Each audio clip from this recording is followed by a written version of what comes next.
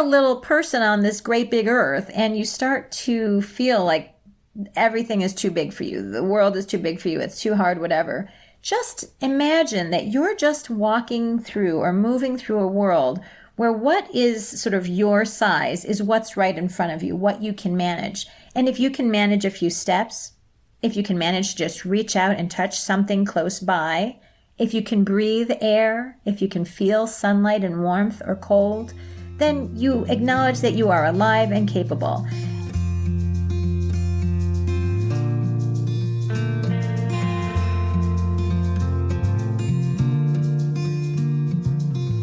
Welcome to Zestful Aging, where I speak with changemakers from all over the world who are contributing to the common good. Contributing to the common good in even the smallest of ways is proven to help us age with vitality and deep contentment. I'm your host, Nicole Christina, psychotherapist and fellow Zestful Ager. My goal is to share optimism about aging and introduce you to guests who will inspire you to live with zest. And to find out more about the podcast, which just won an Anthem Award, hop on over to zestfulaging.com. And while you're there, sign up for my weekly email newsletter, The Insider, where you will get behind-the-scenes looks at our guests and other fun tidbits. And if you love the podcast, I'd be grateful if you shared it with your friends. Our music is courtesy of Judy Banker, a previous guest on Zestful Aging. Find out more at judybanker.com. And our technical director is Stephen Litweiler. Well, sometimes I find guests in the most remarkable places. My tennis friend, Kim Wally, introduced me to our guest because I was looking for a place to live in the sweet town of Cazenovia, New York, and Laura was renting an unusually beautiful cottage there. Once we started talking, though, I knew I had to have her on the show, and after you listen, you'll understand why. Dr. Laura Reeder is an artist, a teacher, and a human who encourages young people and adults to use creativity as a form of activism to make meaningful change in the world.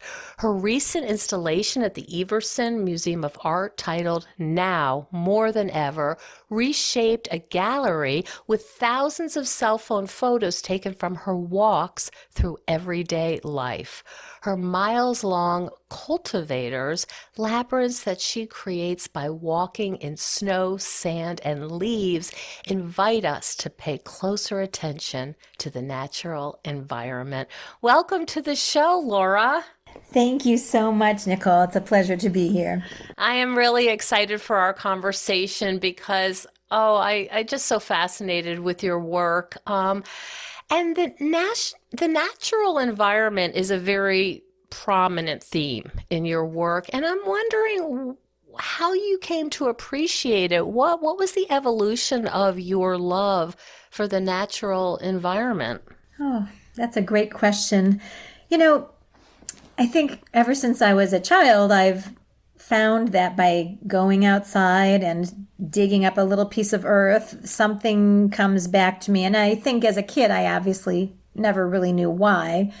But as I became an adult and I started to realize that I actually struggled with a little bit of depression. I was an artist, so I attributed my depression or my moods to being a creative person. I sort of wrote that off as the way it is. I started to realize that if I was struggling, not just with depression, but just, challenged, anxiety, life was hard, if I just took a walk outdoors, something changed, something untangled in my head, in my body, my heartbeat. I felt alive. I felt like I could manage things. And so again, no scientific reasoning to all of that, except that it felt right. But then as I became an adult and chose to be a teacher, I decided to become an art teacher because that's what you do when you're an artistic person and you want to make money. not get rich, just make a living. I started to realize also that working with young people, working with children, working with kids in cities and in rural environments especially, that when I had kids in my classrooms who were also anxious, struggling, challenged, depressed, whatever, all I had to do was plan an activity where we went outside, even if it was just drawing on sidewalks. Something would happen. Bodies and minds would become more manageable for the individual and for groups. And I think as an adult, I've discovered that a lot of it has to do with this idea that Rebecca Solnit, who's an amazing author who wrote Wanderlust, A History of Walking, she wrote that walking is how the body measures itself against the earth. So if you're a little person on this great big earth and you start to feel like everything is too big for you, the world is too big for you, it's too hard, whatever, just imagine that you're just walking through or moving through a world where what is sort of your size is what's right in front of you, what you can manage. And if you can manage a few steps, if you can manage to just reach out and touch something close by, if you can breathe air, if you can feel sunlight and warmth or cold, then you acknowledge that you are alive and capable. And so by sort of embracing that theory as an artist and as a teacher, I found that it led me to being outdoors so much more as an artist. It made me not want to be in a studio using plastic paints, using materials that were toxic. It made me want to be outside. And as an artist, I thought, well, what can I do outside as an artist that's not going to hurt the world that I love so much, the earth that I love so much? So about 6 years ago, I intentionally turned my walking practice, because this walking became just a lifelong habit, I turned it into scratching sort of my footprints or dragging a stick on sand. And I started to create pathways that reminded me of when I was a teacher and I had kids who were wild, struggling.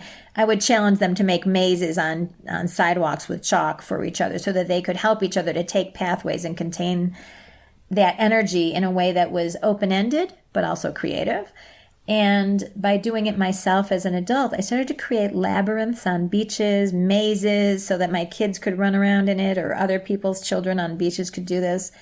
And these walking drawings, mazes that I was creating, labyrinths that I was creating on beaches, started to get bigger and bigger. I paid closer attention to the air quality, to coming and going of ocean waves, the time of the tides, how the sand is harder when it's cold out and softer yet dry when it's warm out. So much more of the world became available to me by walking my little body through it in a big place. So that was the beginning of sort of my understanding. It took me 50 some years to get there. As a psychotherapist of 30 years with a specialty in food and eating issues, I know that holidays can be a real challenge when it comes to eating and food. Food and family visits are often a very tricky combination. So if you'd like to learn how to have a more peaceful relationship with food, both during the holidays and the rest of the year, check out my web course, The Wisdom of Mindful Eating. This course is super practical and user-friendly, and it has the power to change your life. You'll find the course on the zestfulaging.com website. Now back to the show. What's the experience like? I'm just trying to think, because you are, to use a very overused word, you're totally in this mindful place. Right. But you're also creating an organized design. It's not just some patchy mess that is chaotic. There are these scrolls and, they're organized. How do you hold both at the same time, creating a design and also being aware of the air quality, the temperature, maybe your feet in the sand? Yeah. Well, so sort of hearkening back to that Solnit quote about our body measuring itself against the earth, and thinking a little bit about Leonardo da Vinci, who did that drawing of Vitruvian Man, which is like a a drawing of a man with his arms and legs outstretched inside of a perfect circle, right? Inside of a square.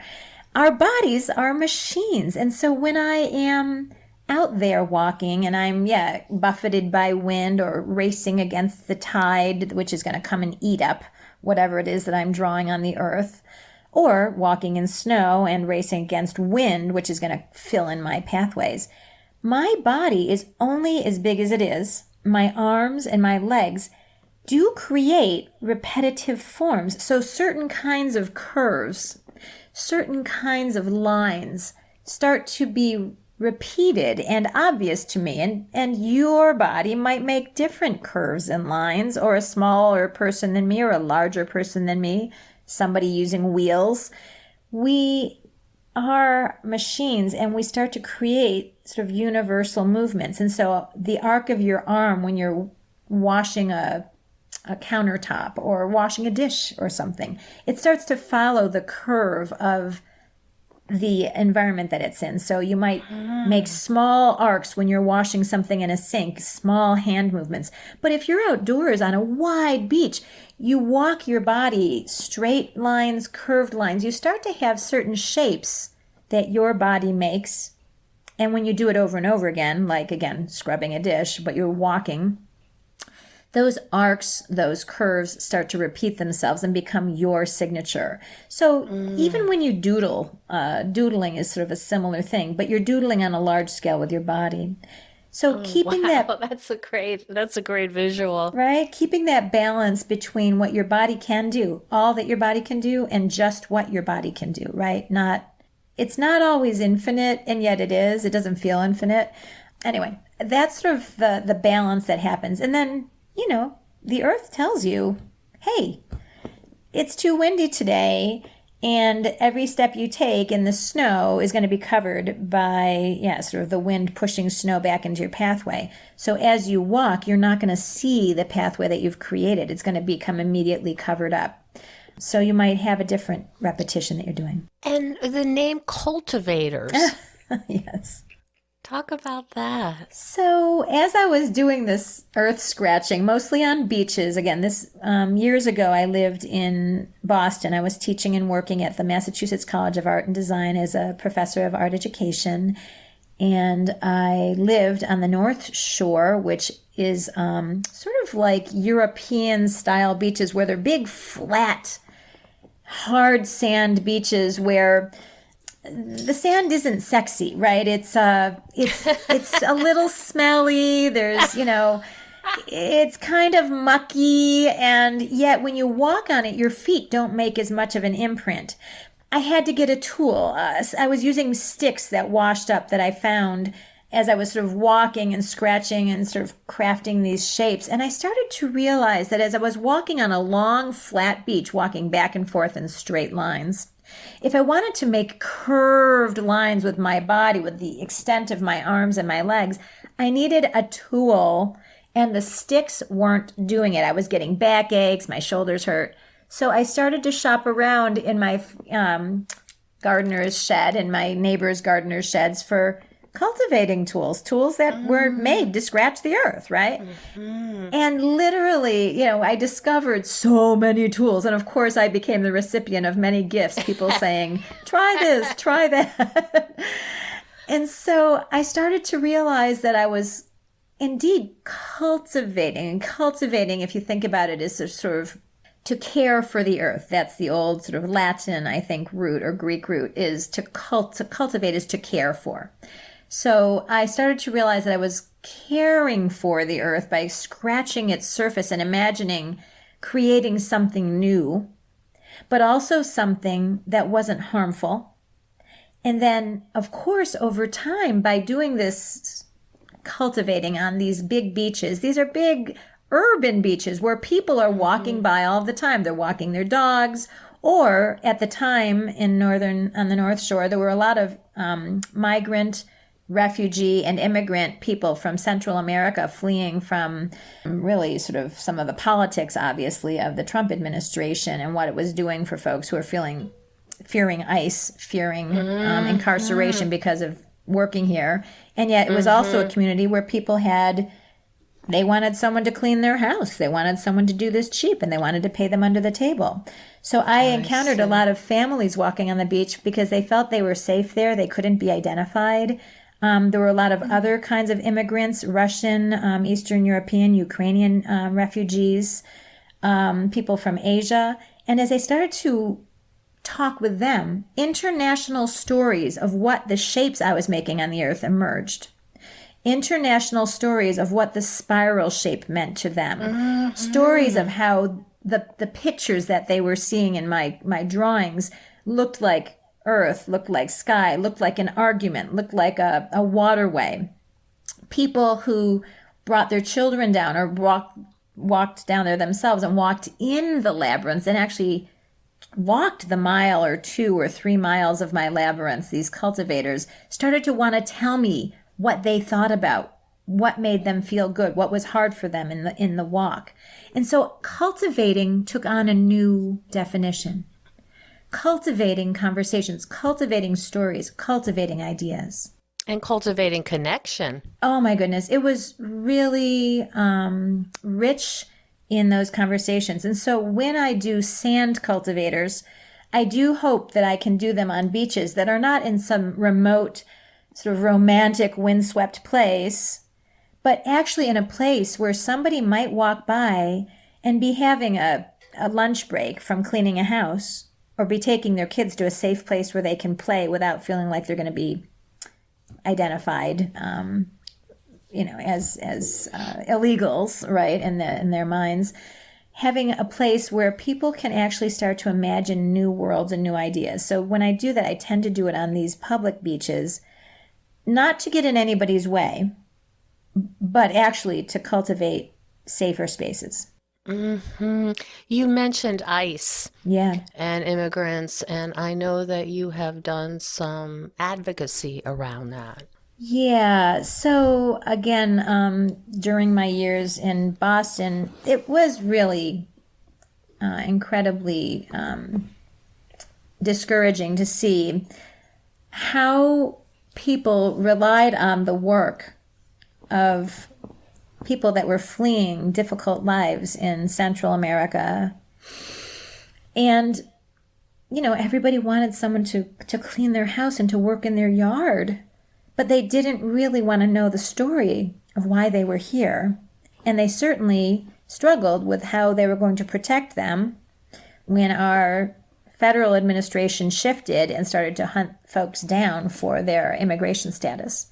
And so, yes, I have participated as an activist in walks, actually, with organizations, especially in Boston. There's some organizations that actually do walks where you walk from Boston up to New Hampshire over the course of many days, and you sleep in churches or you sleep in community organization spaces, and you take a pilgrimage from a city where someone is living to an incarceration or detention facility where they are taken, to let folks understand what it might be like to have to cross a border, to walk a long distance to get to freedom and back again. And so walking to the incarceration spaces, the detention spaces, helped me to also find another community of walkers, people who saw walking as an art, as a way of expression, as a way of changing the world. And it helped me to better understand what it meant to walk for many miles to save someone's life. Lucky me, I could go at night into a warm space and have someone give me some food. But what if I was bringing my 4-year-old on a walk across a hot border and being really chased by people with guns, people who were going to hurt me and my child? So we did this, and when we went to the detention facilities, we actually engaged in activism to protest the incarceration of folks who were parents, who were care providers, who were there simply for fleeing an unsafe environment. So yeah, walking became another art and another cultivator for me. Walking has been so important to you in so many different ways. It has. And so the idea of walking as something that I am able to do was something that I took for granted for a long, long time. I'm not an athlete. but I like to be physical. And I used to think, well, I'm not a good runner. I'm not a good skier. I'm not whatever. I'm not a team player. So I'll just walk. But then I started to realize that I am fortunate that I can walk. Oh my goodness. I have a father right now who's suffering from heart failure, and walking across a room is a whole world for him right now. Mm-hmm. I had students who needed devices to aid in their mobility, and I never really understood the extent to which movement from one place to another was really a difficult activity and a challenging activity, or an impossible activity, depending on what your body could do. Mm-hmm. And when I was in Boston, I did have to advocate for a colleague who was going to need some assistance with their mobility. And I had to advocate against sort of state regulations for public spaces for making sure that just the act of moving a device with wheels in and out of a bathroom, up and down the hall of a public building, was safe and practical for someone. So I started to realize that with my little body, I was privileged to be able to walk. And so walk I did, and walk I will. I will walk until I can't. Mm-hmm. And if my walking can become art that expresses something and helps us to pay attention to the living world, the world that we share, or to even heal something, then I'll do it. How has being a caregiver affected your art? Yeah. So I have been a caregiver at many times in my life for my children, for beloved friends who are dying of cancer, which is, truly unfair. For elders, my husband's father and aunt, watching them, sort of helping them to navigate systems as they aged and had illnesses that were hard. And now caring for my dad, who has suddenly had an acute change in his life with an onset of acute heart failure. And becoming a caregiver makes you so alert to what you can do. So lucky me. I kind of wake up every day and say, well, I am fortunate. I can run from one room to another to fetch a, glass of juice or a hearing aid or something. Mm-hmm. But I also understand the complexity. What if I wasn't privileged enough to have a flexible work schedule and to work from home? What if I didn't speak the language to navigate Medicare and what I'm allowed to have, or what medical services are available to my father? What if I didn't know how to ask the right questions about the medicines, the polypharmacy that are required for somebody with heart failure? He takes, again, all people with sort of advanced illnesses take so many medicines that the complexity of managing them is really impossible. Mm-hmm. So I guess some of them have cognitive decline. Well, how are you going to figure this out? It's different times, different amounts. Yeah. No, it's really, again, so caregiving heightens my awareness of what I can do and what I will do. Caregiving also heightens my awareness of things that I kind of miss. So because I am now a caregiver, again, a different phase of caregiving in my life, which I share with an awesome team of sisters and an awesome husband and an awesome family. Like, we are beyond fortunate to have a whole team of folks who gathered around my dad to make sure that we're helping each other. But I also am aware that I'm not walking as much, right? So I'm sneaking out for a walk here, sneaking out for a walk there, asking permission to get away a little bit. You start to understand that the privilege that you, again, assume you have when your body can do these heroic things, walking for miles, you realize that that's a privilege. I can do this, but I also have responsibilities that might not allow me to do this pretty thing where I can walk and make pretty pictures in the snow. So what's the point of it? I think that's the other question that emerges for me sometimes. as an artist, you know, can I really heal anything by walking spirals in the snow? Like, what's the point of it? And so when I ask that question, that's when I think about folks like, you know, Robin Wall Kimmerer, who is obviously an activist who uses indigenous, you know, wisdom with her scientific know-how to remind us that you can say, oh, fortunate me, I live in a beautiful world. But if I can't find a way to heal the world and make the world a little bit better, then I really am not doing my work. And so I really, and again, Greta Thunberg is, again, I know I'm inspired by many awesome, again, brilliant minds, but Greta Thunberg's voice, I think, speaks to me the most here, that she doesn't want us to be hopeful. She wants us to panic, right?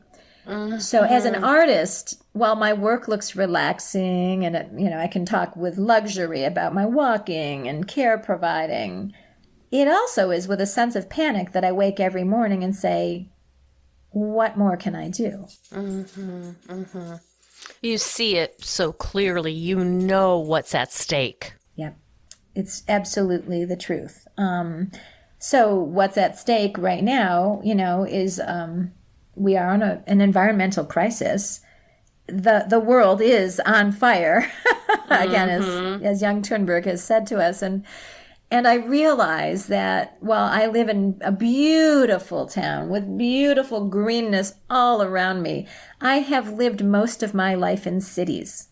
I have walked hot city streets with my students. I have seen where they live, and I acknowledge the fact that both in cities and in rural places, our awareness of our care for the earth and for each other has got to get better. And so I will walk and I will use my little tiny cell phone and my little tiny body to take pictures and to crowd spaces with messages that hopefully other people can understand without language, spoken language text, to make a change.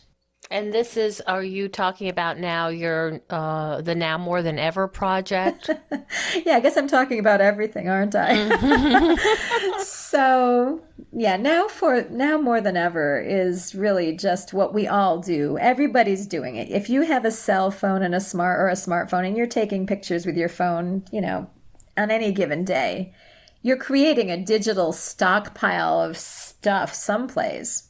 And those moments that you choose to snap, to archive, they're all contained in this little digital device that comes to us probably via somebody else's hard work, underpaid workers someplace far away, environmental damage because of the carbon footprint that little device gets to me with. And yet, if I must have that device for survival in this world, then I'm going to use it for good. And so I'm going to take all those little moments, these human moments where as a human being I pause, I see, I capture a picture of something because it means something to me. If I turn that device inside out and string up a few thousand of the chosen photographs that I've taken with compostable paper and ink and twine, and let other people pause to take a look at how much our little cameras, our little ideas fill up the world, then yeah, my work hopefully will make a change. Small steps. Little. Literally and figuratively. Yeah. Your camera fits in your pocket. It's the most, or your phone. It's the most intimate device. It has your fingerprints on it. You know, your saliva probably from talking into it.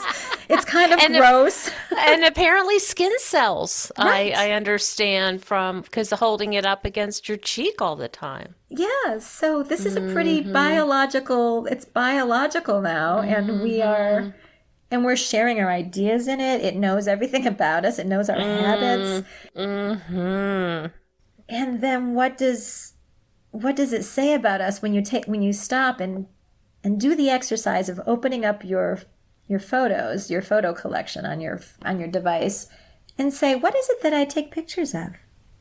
Do I like to take pictures of a good meal? Do I like to take pictures of my friends all gathering and lots of selfies? Do I like to take pictures of something in nature? Or am I taking pictures of produce at the grocery store to share with somebody who can't get to the store? What am I doing, Oh, that's really interesting to sort of look and see what the theme is. Yes. And it's funny. I'm like many people in the pandemic, I become a hardcore sourdough bread maker. There you are. And watching the mother just alive and happy after she's fed with all these living microbes. I feel like I snapped a picture this morning and I sent it to a friend. I said, "This is one happy mama." And that's like that.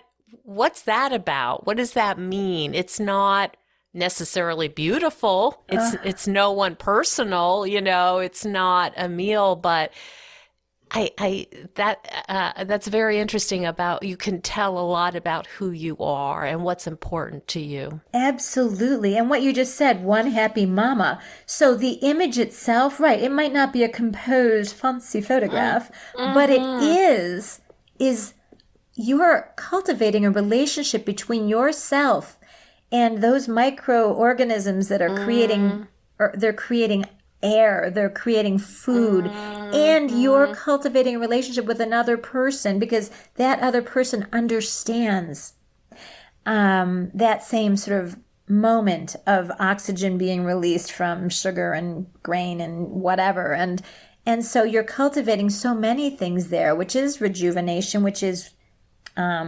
productive. So it's not and about appreciation for the process, which is magical. Exactly. Absolutely, because there is no commercial yeast. It is coming out of the air and it is coming out of the flour. Yeah. And it is alive and seemingly, if a microbe can be happy, it's delirious. Exactly. So I guess if you imagine pausing, which is what is happening with me when I am walking, when I'm snapping a moment, I'm just pausing and saying, "Oh, I noticed that." And again, paying attention, pay attention. I used to sort of make that a lesson for my art education students. An exercise in paying attention is a form of being careful about our world, of not just appreciation, because again, that's more luxurious, I think. Pay attention so that you can understand when the time is right, when your moment is there to fix, to solve, to heal. Pay attention. Mm-hmm. So yeah, that's what it is. Yeah, that sounds like the prominent theme is paying attention. Yeah. Mm-hmm. Yeah. So much and so thought-provoking. Laura, where can people find out more about your work and your activism? Well, thank you for asking. So I have a website. It's laurakreeder.com. Mm-hmm. laurakreeder.com is my website, and on that website are sort of what I see as the sort of three, if you will, sort of intersections of what I see that I do in my work, which is I am an artist, I am a teacher, but most of all, I am a human. And by going to that site, you'll find that there are 3 pages, essentially 3 sections that walk through some of the work that I've done.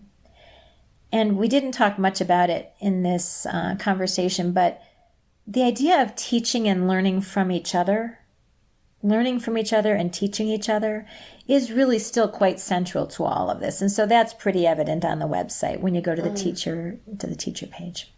And I want to clarify for our listeners, Reeder is REEDER, and it's a beautiful website, and there's all kinds of things to look at and to appreciate. Laura, thank you so much for spending time with us today. It was really lovely. Thank you so much. I've enjoyed the opportunity to have this conversation. Thank you so much for joining us on Zestful Aging. If you like the podcast, please share it with some of your friends. If you think decluttering could help you feel better and you could use a little assistance with that, check out the online course I've developed with professional organizer and designer Carrie Luderin. It's called Too Much Stuff. And Too Much Stuff is different from other courses or articles or guidance you may have used up. We give you clear steps to deal with the clutter and the tools to help you face the overwhelming feelings and the emotions that come up when we're going through our clutter. And a lot of those emotions are just feeling anxious or guilty or just basically flooded with a lot of different confusing feelings. The course is really practical. It's realistic. The lessons are short and punchy, and they're really manageable. We're not trying to set you up for some long exploratory, super in-depth, burdensome experience. We want something really helpful for you right now. We all need help with our anxiety. So being surrounded by more calm and less chaos can really help. So now's a good time to clear out the clutter so we can focus on what's really important in our lives. So find out more at zestfulaging.com. You'll see more about this under the web courses tab. If you have any questions, just shoot me an email at zestfulaging@gmail.com. Thanks so much. And stay tuned next week for another interview with a fascinating and inspiring guest.